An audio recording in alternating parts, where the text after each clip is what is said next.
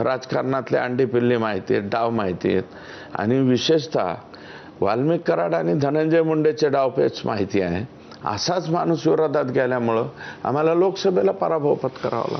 पण आता तुम्ही म्हणालात की धनंजय मुंडेंना कोणी मित्र उरला नाही, ते इतके आहारी ते तुमच्या डोळ्यासमोर ते झालं ना की ते आहारी गेले, एवढे पूर्ण आहारी गेले.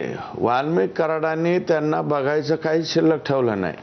त्यांना आल्याच्या नंतर इव्हेंट मॅनेजमेंट कार्यक्रम जोरात, आरडावारडा करणारे लोक स्पेशल बोलवून घ्यायचे.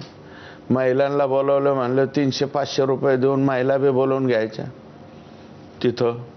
अशा पद्धतीने एकदम टकाटक कार्यक्रम लावायचा आणि आले की कोणाची भेट नाही होऊन द्यायची. आहे तू सरक बाजूला, तू सरक बाजूला, यांनी एकट्यानेच बोलायचं.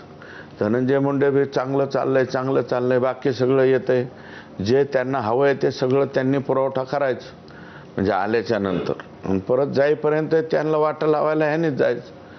मग घरातले सुद्धा मला तर वाटतं कदाचित मी जे बोलतोय हे शब्द चुकीचे अजिबात नसणार आहेत.